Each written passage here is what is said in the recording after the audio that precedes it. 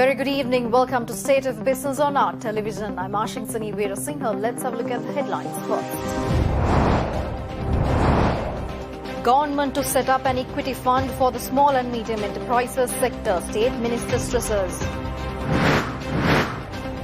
Manufacturing Purchasing Managers Index declined to 40.3 in October 2020. News in detail. Central Bank of Sri Lanka states that the manufacturing and services sectors have faced a strong hit in October, with the Purchasing Managers Index declining. Thus, manufacturing PMI declined to 40.3 in October, with a significant decline in production, new orders, employment and stock of purchases sub-indices, predominantly in the manufacturing of wearing apparel and food and beverages sector. Manufacturing activities indicate subdued performance in October 2020 due to adverse impacts of the second wave of COVID-19 pandemic erupted in the country in early October, with manufacturing PMI declining to 40.3 in October 2020, which is a decrease of 19.5 index points compared to September 2020. The production of all manufacturing sectors declined significantly, together with the decline of employment in October. Many respondents in the manufacturing of food and beverages and textiles and wearing apparel sectors highlighted that their factory operations were largely disrupted due to localized curfew imposed during the month to contain the spread of the pandemic. On the other hand, services sector PMI declined to 41.8 in October 2020, reflecting the adverse impact of the second wave of COVID-19 pandemic on the services sector of the economy, which was gradually recovering during the past 4 months from the impact of first wave. This contraction was underpinned by the declines observed in all sub-indices of services PMI, except for the index of backlogs of work. New businesses, particularly in financial services and insurance subsectors, declined in October 2020 compared to the previous month. Business activities also declined in October 2020, mainly in wholesale and retail trade, transportation and accommodation, food and beverage subsectors, with the localized curfew imposed to contain the spread of the second wave of COVID-19 pandemic. The central bank yesterday noted that pawning or gold-backed loans offered by the commercial banks in the first 10 months in the country has reached 3,976 billion rupees, with some loans being settled during the said time. රන්බාණ්ඩ උගස් ණය අපේ කාර්තුමය සමීක්ෂණයක් ණය සහ අතිකාරම් පිළිබඳ වාණිජ්‍ය බැංකුවල ණය සහ අතිකාරම් පිළිබඳ කාර්තුමය සමීක්ෂණයක් කියලා එකක් තියෙනවා. සැප්තැම්බර් මාසයේ අග වෙනකොට මේ සමීක්ෂණය අනුව රන්බාණ්ඩ උගස් ණය රුපියල් බිලියන 241ක් තිබිලා තියෙනවා. මේක තමයි 2020 සැප්තැම්බර් 30 වෙනකොට තිබ්බ තත්ත්වය. ඒ වගේම පළවෙනි මාස 6 ගත්තොත් උගස් ණය රන්බාණ්ඩ උගස් ණය මහජනතාව ලබාගෙන තියෙන අලුතෙන් ලබාගෙන තියෙන උගස් ණය මේ தත්ත්වය අපි පළ කරලා නැහැ. උනට ඔබතුමාලගේ දැනගැනීම සඳහා මම කියන්නේ රන්බාණ්ඩ උගස් ණය ලබා දුන් ප්‍රමාණය රුපියල් බිලියන 197ක්. ඒ වගේම පළවෙනි මාස 6 මුළු ණය ලබා දීම් රුපියල් වාණිජ්‍ය බැංකු වලින් රුපියල් බිලියන 1917ක්. පළවෙනි මාස 10 ගත්තොත් මුළු වාණිජ්‍ය බැංකු වලින් ලබා දුන් මුළු ණය ප්‍රමාණය රුපියල් බිලියන 3976ක්. ඒ මම දෙන්නේ ලබා දුන්න ණය.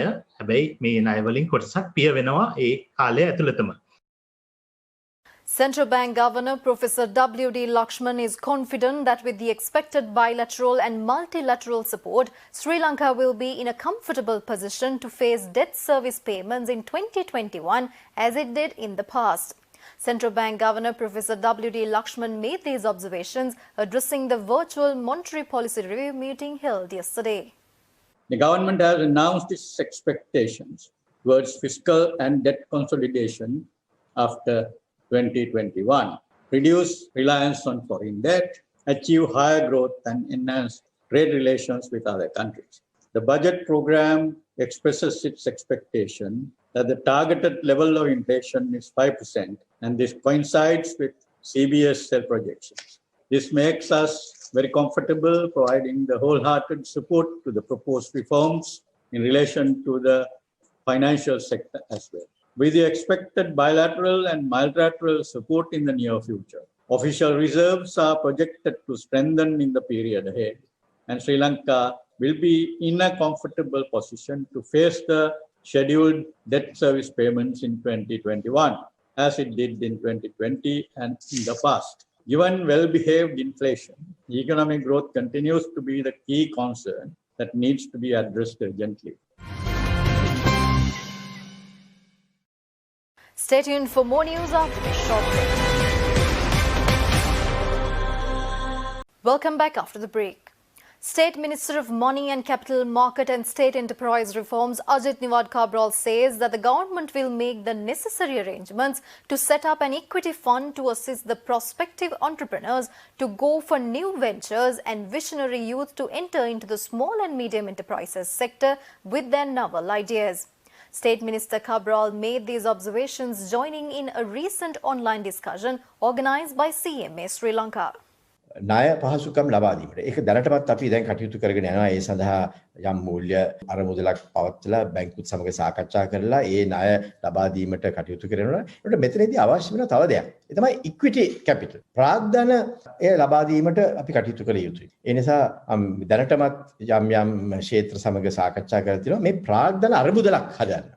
ඒ ප්‍රාග්ධන අරමුදල හරහා අලුතෙන් පටන් ගන්න ව්‍යාපාර වලට සහ අලුත් ව්‍යවසායකයන්ට සහ ඉන්න ව්‍යවසායකයන්ට ඊළඟ පිම්ම පනින්නට අවශ්‍ය වෙන ප්‍රාග්ධනය ලබා ගැනීමට අරමුදලක් අපි සකස් කරන්න හදනවා. අද ලංකාවේ බොහෝ ව්‍යාපාර වල තියෙන ප්‍රශ්නේ තමයි ඒ අයට Tamanගේම කියලා අරමුදලක් නැහැ. හැම දෙයක්ම ඒ අය ණයට අරන් තියෙන්නේ. ණය ගන්නවා. Tamanගේ මූලික ප්‍රාග්ධනය වුණත් ඒ අය මේ එක්කෝ ආච්චිගෙන් හරි සීයාගෙන් හරි නැත්නම් මාමගෙන් හරි බාප්පගෙන් අරගෙන තමයි මේ ප්‍රාග්ධනය තෝරන්නේ. ඉතින් ඒකත් ගෙවන්නට ඕනේ. ඒත් එක්කම අලුතෙන් බැංකුවට ගිහලා ණයක් ගන්නවා ඒකත් ගෙවන්න. ඉතින් සම්පූර්ණ 100ක් පමණ ලෙවරේජ් වෙලා තියෙන්නේ. රුපියලේ අගය ස්ථාවරව පවත්වා ගන්නට ඕනේ. පොලි අනුපාතය දැන් අඩු වෙලා තියෙනවා සෑහෙන ප්‍රමාණයකට. එවැනි තත්ත්වයක් අපි දිගින් දිගටම පවත්වාගෙන යන්නට අවශ්‍යයි. ඒක පවත්වාගෙන ගිය නැත්නම් බොහෝ දෙනෙකුට බිස්නස් කරන්න බෑ. Frontline Socialist Party claims that the government has not taken enough safety measures for the school children when compared with the measures it took on the general election which was conducted few months ago.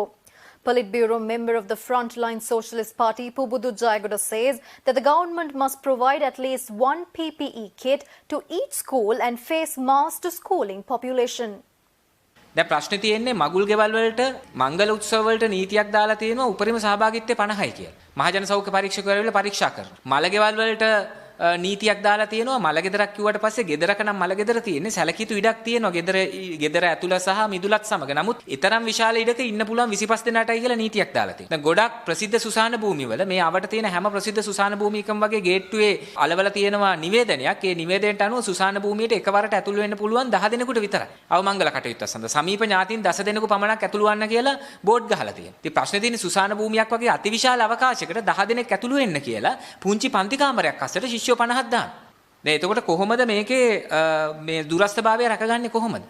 ප්‍රමාණවත් තරමේ පන්ති කාමර තියෙනවද? එහෙම නැතිනම් අඩුම ගානේ පාසල් ආරම්භ කරද්දී සෞඛ්‍ය රෙගුලාසි නිකුත් කරලා තියෙනවද? ඒ සෞඛ්‍ය රෙගුලාසි ගැසට් කරලා තියෙනවද? ගැසට් කරලා නැහැ. මේගොල්ලන්ට මැතිවරණයට නම් පුදුම හදිස්සියක් තිබ්බා මේක ගැන.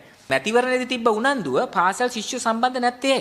දැන් මුදල් අමාත්‍යාංශය නිකුත් කරපු සංඛ්‍යාලේඛන දත්තවලට අනුවම ගෙවිච්ච මාස 6 ඇතුලේ බිඳ වැටුණු ව්‍යාපාර නගා සිටුවීමේ නාමයෙන් ව්‍යාපාර නගා සිටුවනවා කියලා සමාගම් වලට රජයෙන් වෙන් කරලා තියෙන සම්පූර්ණ සහනාධාර මුදල් රුපියල් බිලියන 178ක්. හැබැයි ජනතාවගේ සහන සඳහා ආ රුපියල් 5000 දෙන එකත් එක්කම රජයෙන් වෙන් කරලා තියෙන මුදල රුපියල් බිලියන 0.68යි.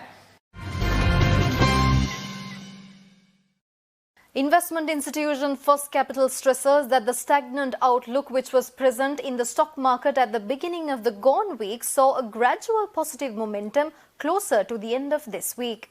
Furthermore, First Capital highlighted that active engagement in retail, high net worth and institutional sectors was seen over the past few days.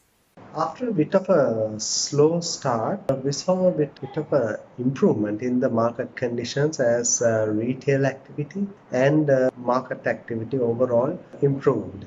So with it, we saw turnover levels also rising from a slow start at the start of the week towards to above 2 billion level of turnover. So we saw turnover levels reaching 2 billion on Wednesday and then slightly lower than 2 billion but around the 2 billion mark. So that's a sizable improvement from the start of the week. Activity seems to have recovered, and with it, we saw the market momentum also recovering. So the SPI improved during the week, except the slight slowdown on the last couple of days. In addition to that, what we are seeing is more retail activity compared to the last couple of weeks, and there seems to be further interest in by high net worth and institutional participation as well coming in. On the foreign front, actually, it was a mixed reaction. We saw 1 day of net foreign inflow, that's on Tuesday, and after that, it was again mixed with the low and high levels of net foreign outflows. Moreover, head of research of First Capital, Dimantha Matthew, added that shift into blue chip counters from retail favorite counters is likely to continue at a higher level in the coming week. Additionally, it was noted that even though there would be a subdued outlook on the stock market with the forthcoming festive season, the buying interest can be retained by the low interest rates of the country. Looking at the upcoming week, we feel that there could be a bit of positivity in the market, and we saw a bit of retail activity also picking up during last week. So there could be buying interest coming back into the market. However, we feel that the shift into blue chip counters from the retail favorite counters is likely to continue at a higher level in the coming days. And with that, investors should be focused more on accumulating blue chip counters and converting their counters into more fundamental blue chip counters with that momentum. Also, it is needed to know that we are going into the month of December, and there could be a likely slowdown because of the festive season. And with that, overall activity may dip. However, buying interest can be retained because of the lower interest rate environment and the strong retail activity levels that are continuing. We are likely to see more local participation as usual, with high net worth and institutional participation getting involved. Foreign activity again is likely to lie low, and especially in the month of December, foreign activity tends to significantly reduce as well. So we can expect that this year as well. We'll be back after a short break. Welcome back after the break. The trading at Colombo Stock Exchange ended on a positive note today. The all-share price index gained 32.74 points to close at 6,180.86, and the S&P SL 20 gained 9.97 points to close at 2,433.63. The turnover was 2 billion rupees and over 75 million shares were traded. Up next are forex rates.